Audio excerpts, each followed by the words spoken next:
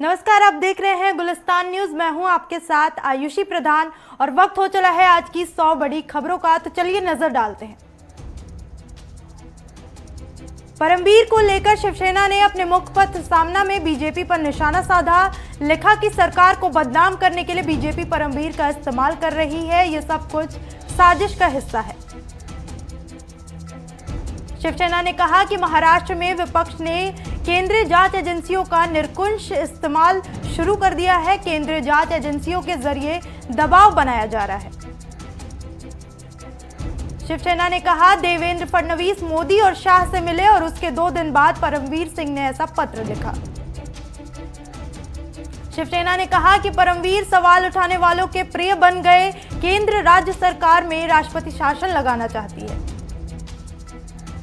इस बीच मुंबई में आज एनसीपी नेताओं की बैठक होगी। बैठक में परमवीर सिंह की चिट्ठी और उसमें लगे आरोपों पर चर्चा होगी। महाराष्ट्र के मुख्यमंत्री उद्धव ठाकरे ने आज अपने निवास पर राज्य के विधि और राज्य न्याय विभाग की समीक्षा बैठक बुलाई है। महाराष्ट्र के गृह मंत्री पद से अनिल देशमुख को फिलहाल नहीं हटाया जाएगा। दिल्ली में एनसीपी प्रमुख शरद पवार के घर में हुई अघाड़ी गठबंधन नेताओं की बैठक में यह फैसला हुआ है। जयंत पाटिल ने कहा कि गृह मंत्री अनिल देशमुख के इस्तीफे की जरूरत नहीं है। जो भी दोषी होगा उस पर कार्रवाई होगी। एटीएस और एनआईए जांच कर रही है।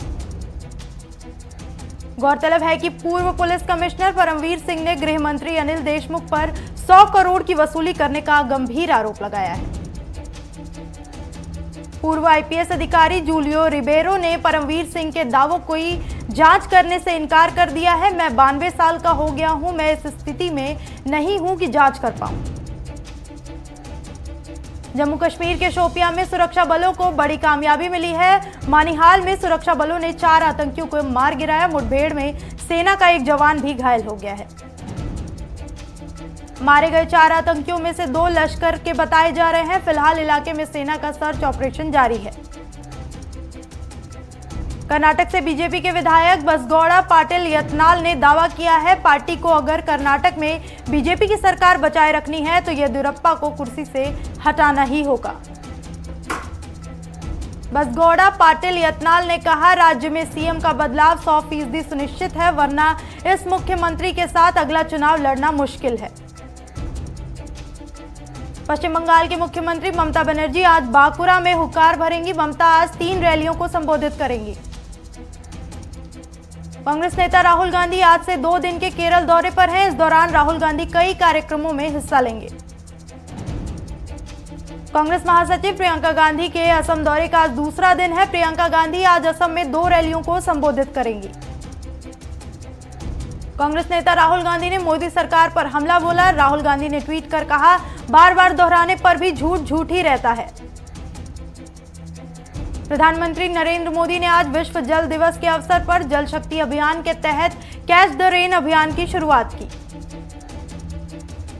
आपको बता दें कि ये अभियान 22 मार्च से 30 नवंबर तक चलाया जाएगा और इस अभियान का मकसद बारिश के पानी का संचय करना या उसे बचाना है।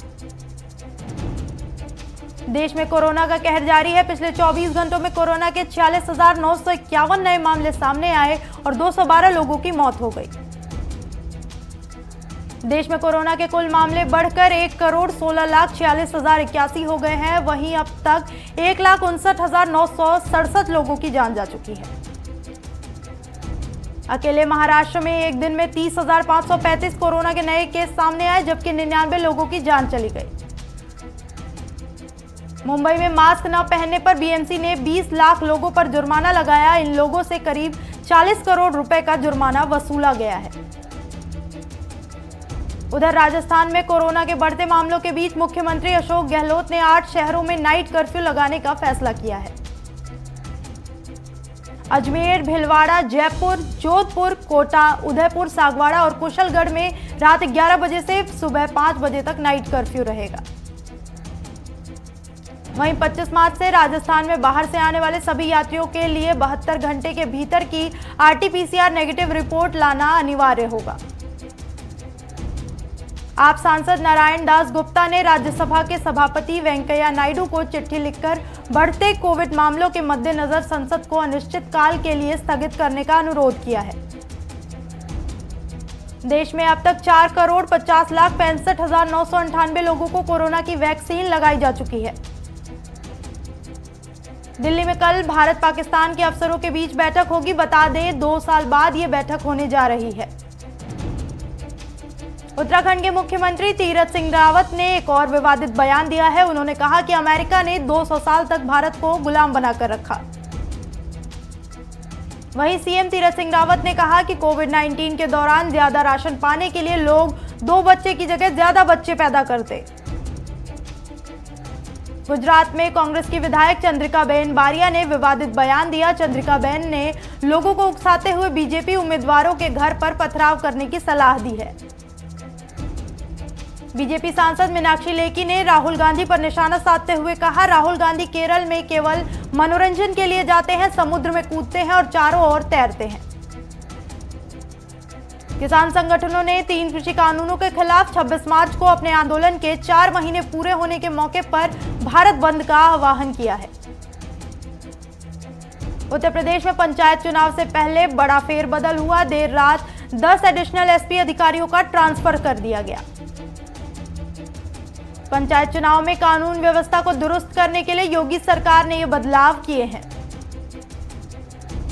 परिवहन मंत्रालय ने भारतीय परिवहन क्षेत्र पर साइबर हमला होने के संभावित खतरे को देखते हुए भारतीय राष्ट्रीय राजमार्ग प्राधिकरण और ऑटो कंपनियों को चेताया है।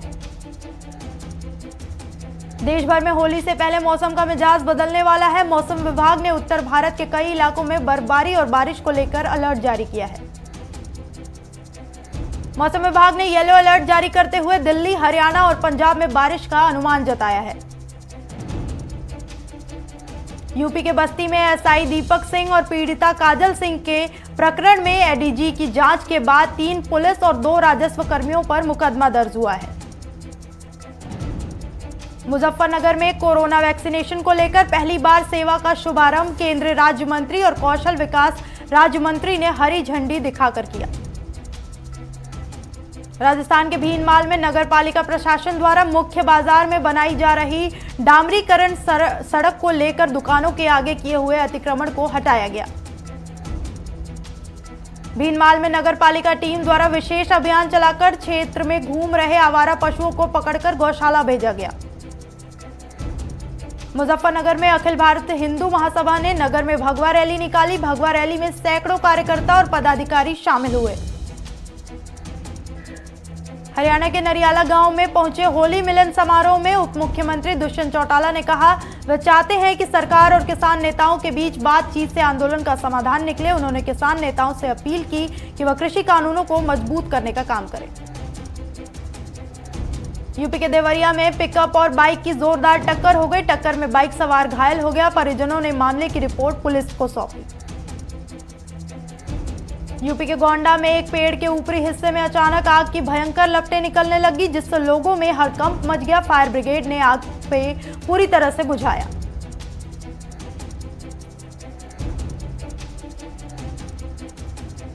यूपी के बागपत में मामूली विवाद को लेकर पूर्व फौजी के बेटे की हत्या की सनसनीखेज वारदात सामने आई है। पुलिस ने शव को कब्जे में लेकर पोस्टमार्टम के लिए भेज दिया है। यूपी के शाहजहांपुर में एक अज्ञात वाहन ने बाइक सवार 3 लोगों को कुचल दिया। पुलिस ने शवों को कब्जे में लेकर पोस्टमार्टम के लिए भेज दिया है। यूपी के गोंडा में गैस एजेंसी में अचानक गैस सिलेंडर में ब्लास्ट होने से 5 गैस सिलेंडर में आग लग गई। मौके पर पहुंची दमकल ने मशक्कत के बाद आग पर काबू पाया। यूपी के सिद्धार्थनगर में मिशन किसान कल्याण मेला और गोष्ठी का आयोजन किया गया, जिसमें प्रदेश सरकार की योजनाओं पर प्रकाश डाला गया।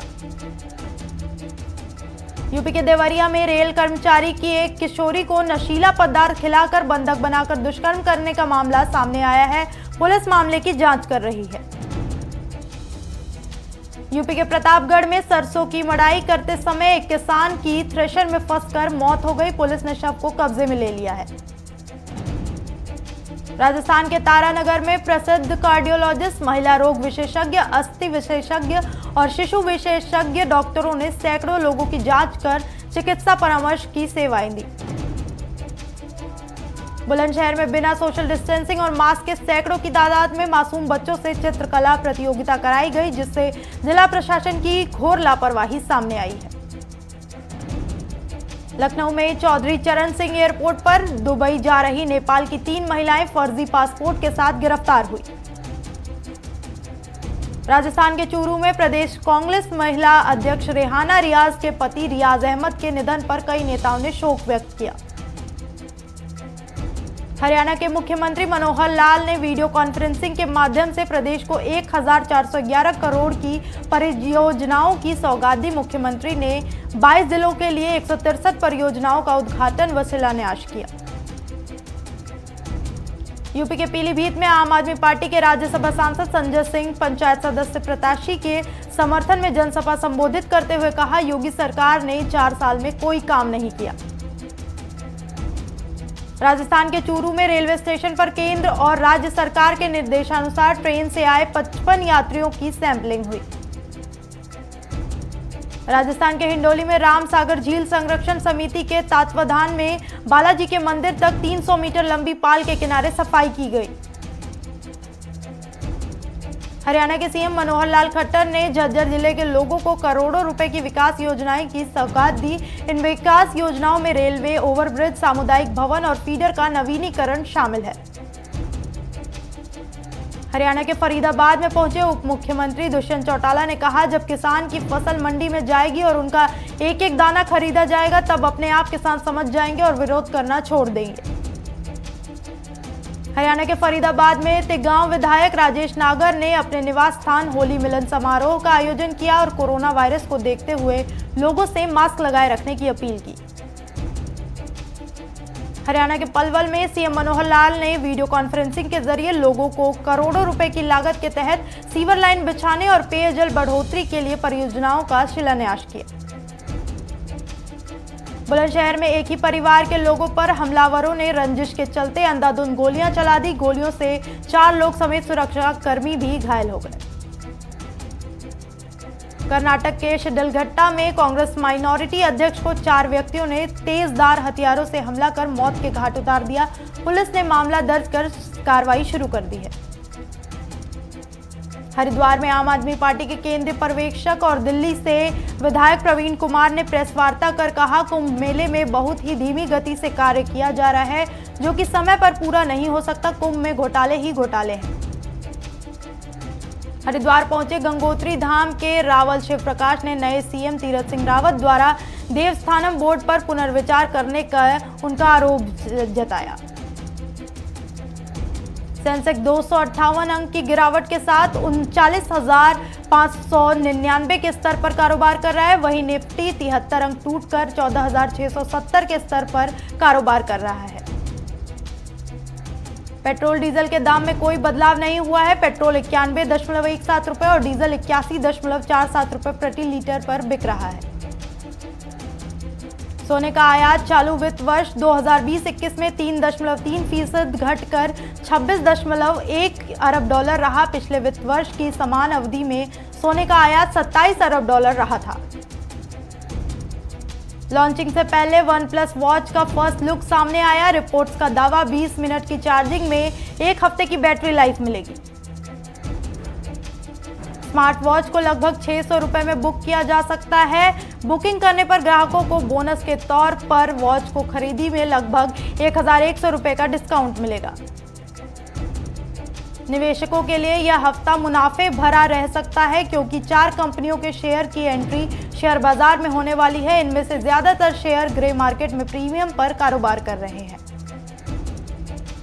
इसी हफ्ते क्राफ्ट्समैन के साथ साथ अनुपम रसायन, लक्ष्मी ऑर्गेनिक, कल्याण ज्वेलर्स के शेयर लिस्ट हो सकते हैं। 2021 में लिस्टिंग से निवेशकों को सबसे ज्यादा MTAR टेक के शेयर ने करीब 90% का रिटर्न दिया। यस बैंक, RBL बैंक और इंडसइंड बैंक सीनियर सिटीजन को टैक्स सेविंग FD पर 7% से ज्यादा ब्याज दे रहे हैं। ये सभी बैंक टैक्स सेविंग FD की सुविधा देते हैं। सरकार ने पेंशन लेने वाले बुजुर्गों के लिए डिजिटल जीवन प्रमाण पत्र पाने के संबंध में नए नियम बनाए हैं। ऐप संदेश और सार्वजनिक कार्यालयों में हाजिरी लगाने के लिए आधार प्रमाणीकरण को स्वैच्छिक कर दिया गया है। इलेक्ट्रॉनिक्स और आईटी मंत्रालय ने 18 मार्च को जारी अधिसूचना में कहा, जीवन प्रमाण के लिए आधार की प्रामाणिकता स्वैच्छिक आधार पर होगी। इसका इस्तेमाल करने वाले संगठनों को जीवन में प्रमाण पत्र देने के लिए वैकल्पिक तरीके निकालने चाहिए। दुनिया में अब तक 12.38 करोड़ लोग कोरोना की चपेट में आ चुके हैं। पिछले 24 घंटों में 4.2 लाख लोगों में कोरोना की पुष्टि हुई और 5,000 से ज्यादा लोगों की जान चली गई। कोरोना के बढ़ते मामलों की वजह से जर्मनी में एक बार फिर लॉकडाउन बढ़ाने की तैयारी कर ली गई है। संक्रमण को रोकने के लिए लॉकडाउन को लगातार 5वें महीने बढ़ाने का पूरा खाका तैयार कर लिया गया है। भारत में कोरोना की दूसरी लहर के बीच सबसे संक्रमित देश ब्राजील, अमेरिका में रोजाना केसों में गिरावट दर्ज की जा रही है। बीते दिन ब्राजील में 47,000 से ज्यादा केस आए, जो इससे पहले 80 से 90,000 के बीच आ रहे थे। ताइवान के 67% लोगों ने कहा कि अगर उनका देश चीन से कोरोना वैक्सीन आयात करता है तो वह इसे नहीं लगवाएंगे, जबकि 24.3% लोगों ने वैक्सीन के लिए हामी भरी है। इजराइल ने एयर पैसेंजर्स पर लगाई गई पाबंदियों को हटा दिया है। सुप्रीम कोर्ट के फैसले के बाद सरकार ने यह फैसला किया है। हजारों की संख्या में लोगों ने इजराइल की सड़कों पर उतर कर प्रधानमंत्री बेंजामिन नेतन्याहू के खिलाफ प्रदर्शन किया और पीएम नेतन्याहू से इस्तीफे की मांग की। मानवाधिकारों के उल्लंघन के मामले में श्रीलंका जिनेवा स्थित संयुक्त राष्ट्र मानवाधिकार परिषद में एक मुश्किल प्रस्ताव का सामना करेगा, जिसके लिए श्रीलंका सरकार भारत का समर्थन भी चाहती है। चीन की आक्रामक हरकतों का जवाब देने के लिए जापान के शेकांकू द्वीप समूह के नजदीक अमेरिका और जापान की सेनाएं मिलकर बड़ा अभ्यास करेंगी। यह जानकारी जापान के रक्षा मंत्री ने दी है।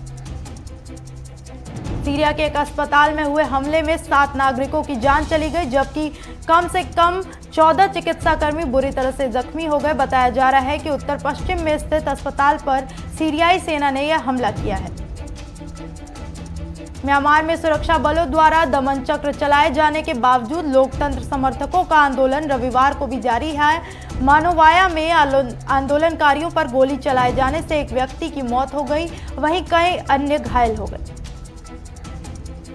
वरिष्ठ अभिनेता सतीश कौशिक को कोरोना के चलते अस्पताल में भर्ती कराया गया। बता दें कि कोरोना टेस्ट पॉजिटिव आने के बाद वे 2 दिन से घर पर क्वारंटाइन थे।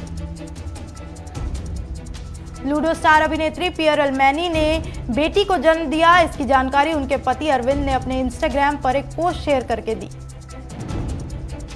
कंगना रनौत ने की नासा की भारतीय वैज्ञानिक बहनों की सराहना। फोटो शेयर करते हुए कंगना ने लिखा, नासा की सबसे अच्छी वैज्ञानिक भी बिंदी लगाती नजर आ रही हैं। बुद्धिमानी में भी व्यक्ति जुड़ी हुई है। अर्शी खान अब एक और रियलिटी शो में नजर आएंगी, जो होगा उनका खुद का स्वयंवर। सूत्रों के अनुसार अर्शी खान को स्वयंवर सीरीज के मेकर्स ने अप्रोच किया है।